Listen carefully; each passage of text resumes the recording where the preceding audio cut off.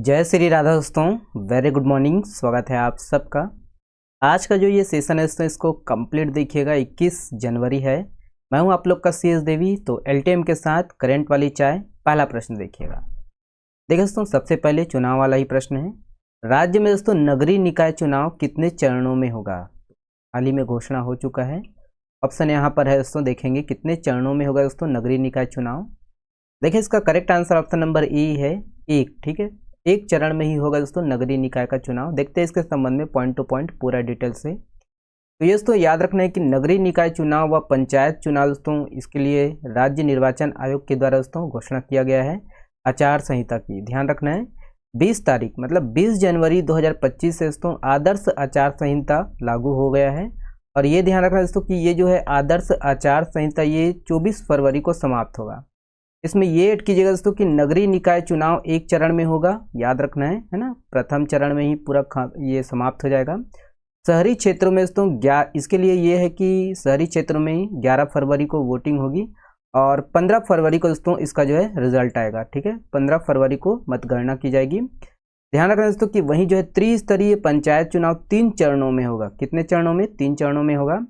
यहाँ ये याद रखना है कि 17 फरवरी, 20 फरवरी और 23 फरवरी को दोस्तों मतदान होगा, है ना। देख लीजिएगा, प्रथम चरण 17 को हो गए और द्वितीय चरण दोस्तों 20 फरवरी को और तृतीय चरण 23 फरवरी को होगा। ओके, मतदान।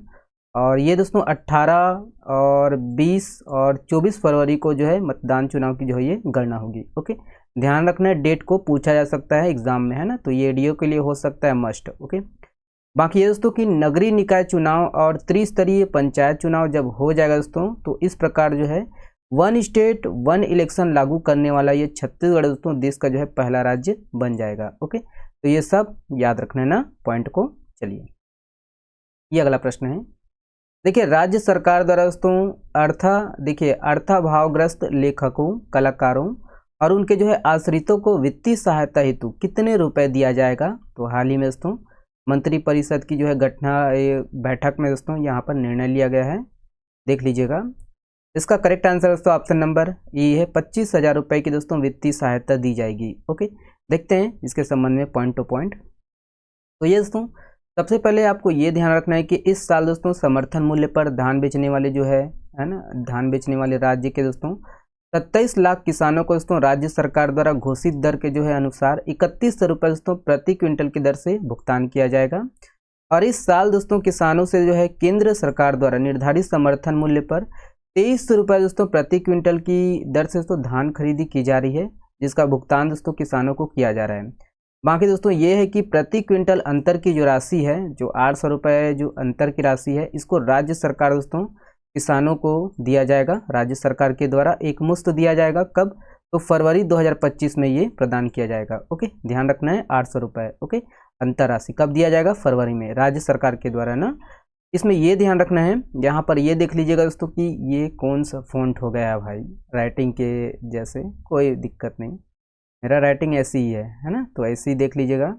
आज का जो वीडियो आएगा दोस्तों थोड़ा सा इन्फॉर्मेशन है, सुन लीजिए। 9 बजे ADO का आएगा मनरेगा के तहत, है ना। ADO के लिए मनरेगा, पूरा मनरेगा का उसमें कवर किया गया है, देख लीजिएगा। ध्यान रखना दोस्तों कि बैठक में ये भी है कि अर्थाग्रस्त, है ना, अर्थाग्रस्त जो लेखकों जिसके पास दोस्तों आर्थिक स्थिति संकट में है ना, आर्थिक स्थिति उनकी जो है अच्छी नहीं है, उन लेखकों और कलाकारों को दोस्तों उनके जो है आश्रितों को वित्तीय सहायता देने के लिए संस्कृति विभाग द्वारा जो संचालित दोस्तों छत्तीसगढ़ कलाकार कोष निकाय 1982 में दोस्तों संशोधन किया गया है। और इसके तहत दोस्तों कलाकारों को, राज्य के जो कलाकारों को दोस्तों 25,000 रुपये के स्थान पर 50,000 रुपये की जो है आर्थिक सहायता दी जाएगी। और अगर मृत्यु होने की स्थिति में दोस्तों उन्हें जो है 1 लाख रुपए की जो है आर्थिक सहायता प्रदान करने का जो है निर्णय लिया गया है। ओके, बाकी इसमें ये इसको भी देख लीजिएगा कि प्रधानमंत्री आवास योजना शहरी 2.0 के अंतर्गत 1,32,000 हितग्राहियों को दोस्तों लाभान्वित करने के लिए जो है अनुदान राशि 3,938.80 करोड़ रुपए, जिसमें दोस्तों अनिवार्य जो राज्य का जो अंश है ये 1,450 करोड़ रुपए और अतिरिक्त राज्य का अंश दोस्तों ये 538 करोड़ रुपए है। यहाँ पर दोस्तों ये है ना, इसका जो है अनुमोदन किया गया है। ओके, ध्यान रखना है ना, देख लीजिएगा। चलिए, ये अगला प्रश्न है। देखिए हाल ही में चर्चित ये चित्तालूर जलाशय ये किस जिले में है, तो चित्तालूर जलाशय ऑप्शन देख लीजिएगा यहाँ पर दिया गया है। देखिए इसका करेक्ट आंसर दोस्तों ऑप्शन नंबर सी है, ये दंतेवाड़ा में है ना, याद रखना है। तो ये ध्यान रखना है दोस्तों कि ये दंतेवाड़ा जिला में है आपका चित्तालूर है ना जलाशय, ये विकास खंड दंतेवाड़ा जिला के अंतर्गत ही पड़ता है ये। और यहाँ पर दोस्तों टेकनार जलाशय भी है गीदम के अंतर्गत, ठीक है, विकासखंड गीदम के अंतर्गत टेकनार जलाशय है ना। और ये दंतेवाड़ा विकासखंड के अंतर्गत चित्तालूर जलाशय है। दोनों के दोस्तों निर्माण कार्य के लिए है ना करोड़ रुपए, इतने करोड़ रुपए ये जारी किए गए हैं। ध्यान रखना दोनों जलाशय कहाँ पर है, किस जिले में है, तो ये दंतेवाड़ा जिला में है। ओके चलिए ये वाला प्रश्न देखिएगा।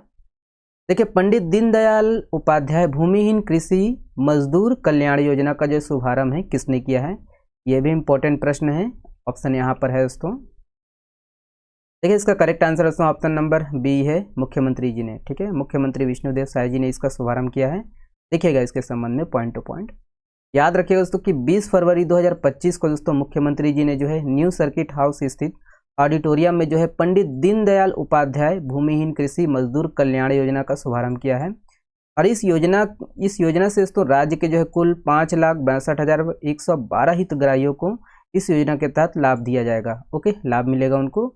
इस योजना के तहत दोस्तों याद रखना है 500, याद रखिएगा ना इसको, ये डेटा है।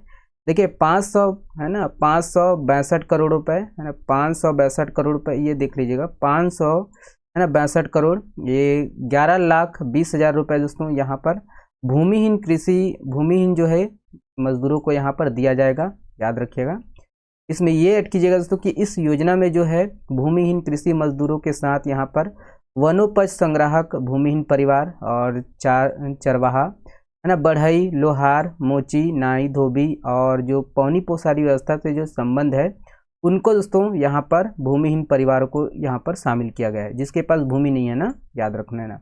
और इसके अलावा दोस्तों अनुसूचित क्षेत्रों में जो है आदिवासियों के जो है देव स्थल में पूजा करने वाले जो पुजारी हैं, पुजारी, बैगा, गुनिया, मांझी, इन परिवारों को भी दोस्तों इसमें शामिल किया गया है। ओके बाकी दोस्तों योजना के तहत जो पात्र हितग्राहियों को 10-10 हज़ार रुपये प्रति वर्ष दिया जाएगा। ओके ये ध्यान रखना है कितने रुपए यहाँ पर दिया जाएगा, योजना का नाम याद रखना है। ओके चलिए ये अगला प्रश्न है।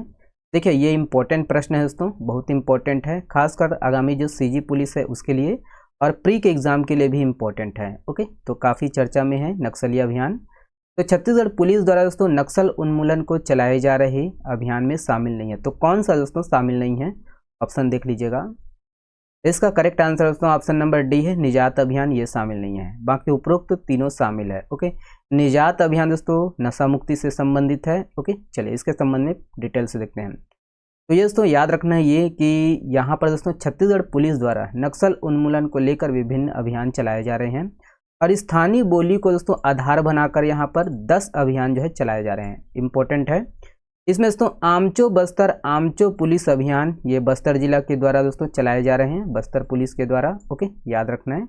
और इस कार्यक्रम को दोस्तों अंतर्राष्ट्रीय पुलिस संस्था के द्वारा दोस्तों ICAP द्वारा पुरस्कृत किया गया है। ओके आमचो बस्तर आमचो पुलिस अभियान। ओके अगला देखिएगा, पुना नार्कोम अभियान देख लीजिएगा दोस्तों कि ये सुकमा जिले में नक्सल समस्या के उन्मूलन पर चलाया जा रही ये अभियान है, पुना नार्कोम। ठीक है 2022 में दोस्तों इसके तहत जो है ना 295 नक्सलियों ने आत्मसमर्पण किया था।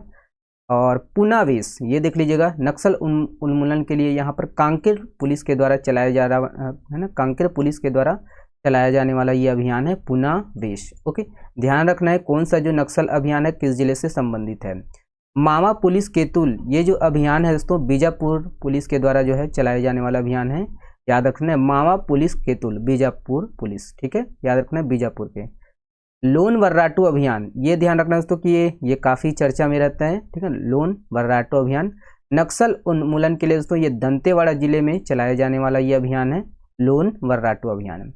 देखिए दोस्तों निया पुलिस ये आपका नारायणपुर जिले में दोस्तों इस अभियान के तहत खेल कूद अन्य जो सकारात्मक कार्य है दोस्तों इसके माध्यम से युवाओं और पुलिस के मध्य एक मधुर संबंध स्थापित करना है, निया पुलिस। ओके देखिए आमचो पुलिस आमचो संगी ये दोस्तों पूरे बस्तर संभाग में चलाए जाने वाला ये अभियान है। ठीक है याद रखना है आमचो पुलिस आमचो संगी। ओके अगला देखिएगा दोस्तों कि ये मनवा है ना, मनवा नवानार तो ये भी दोस्तों पूरे बस्तर संभाग के प्रत्येक गांव को दोस्तों ये समग्रित विकास केंद्र के रूप में है ना बदलने का जो लक्ष्य लेकर दोस्तों यहाँ पर अभियान चलाया जा रहा है। ये याद रखना, मनवा नवानार। ओके, देखिए मावा गिरधा कोंडानार। ओके, तो ये दोस्तों नक्सल उन्मूलन के लिए ये कोंडा गांव में चलाया जाने वाला अभियान था, याद रखना है, मावा गिरधा कोंडानार। ओके, देखिए बस्तर तामाटा, इसको भी देख लीजिएगा कि माओवादी संगठन के जो है जन विरोधी कार्यों को दोस्तों उजागर करने के लिए ये प्रचार अभियान था। ठीक है, याद रखना, प्रचार अभियान चलाया जा रहा है यहाँ पर, ये याद रखना है, बस्तर तामाटा। ओके, चलिए देखिए ये जितने भी दोस्तों अभियान हैं इसको ध्यान रखना है ना, नक्सली अभियान है ये सब नाम। ओके, चलिए ये वाला प्रश्न देखिएगा, नेशनल का है। विजय हजारे ट्रॉफी 2024-25 किसने जीत लिया है? तो किसने जीता है दोस्तों? ऑप्शन यहाँ पर है, देखिए इसका करेक्ट आंसर है ए, सही आंसर है दोस्तों कर्नाटक, याद रखना है। तो वही दोस्तों याद रखना है, ये कर्नाटक ने विदर्भ को दोस्तों वडोदरा की जो है कोटाम्बी स्टेडियम में 36 रनों से हराकर विजय हजारे ट्रॉफी 2024-25 का जो 5वां संस्करण है ये अपने नाम कर लिया है। ओके, ध्यान रखना है ना। चलिए ये वाला प्रश्न देखिए दोस्तों, पहले खो खो वर्ल्ड कप कहाँ खेला गया? तो ऑप्शन यहाँ पर है, इसका करेक्ट आंसर दोस्तों ऑप्शन नंबर ई है, नई दिल्ली में खेला गया है। ओके, याद रखिएगा। हाल ही में दोस्तों देखिए पहले जो है खो खो वर्ल्ड कप ये आयोजन किया गया और भारत ने जो है पहली बार में ही जीत लिया है। महिला और पुरुष खो खो टीमों ने दोस्तों यहाँ पर शानदार प्रदर्शन करते हुए ये जो खिताब है ये जीत लिया। ठीक है, और इसका जो फाइनल है दोस्तों नई दिल्ली के जो है गांधी इंडोर स्टेडियम में खेला गया था। भारत ने दोस्तों फाइनल में जो है नेपाल को हराया है। ओके, चलिए ये वाला प्रश्न आप लोगों के लिए दोस्तों, देखिए मुख्यमंत्री कन्या विवाह योजना के तहत कितने रुपए की जो है आर्थिक सहायता दी जा रही है? तो इसके बारे में आप लोग बताइएगा कमेंट्स में, है ना। चलिए बहुत बहुत धन्यवाद। और हाँ दोस्तों, ये रहता है कि लास्ट में रिवीजन ऐड करें। वीडियो लंबा हो जाता है दोस्तों, 10 मिनट से भी ज़्यादा हो जाता है, 12 मिनट हो जाता है, 11 मिनट हो जाता है, तो उस स्थिति में जो है रिवीजन कराना पॉसिबल नहीं होता है। तो वैसे भी हम लोग संडे को दोस्तों ऐड कर देते हैं, तो उसके लिए आप बेफिक्र रहिए। चलिए वीडियो अगर शेयर करते बनता है दोस्तों, शेयर कर सकते हो आप लोग अपने दोस्तों के साथ। चैनल में नहीं हो तो चैनल को सब्सक्राइब भी कर सकते हो। बाकी 9 बजे जो है एडियो के लिए वीडियो आएगा, उसको देख लीजिएगा।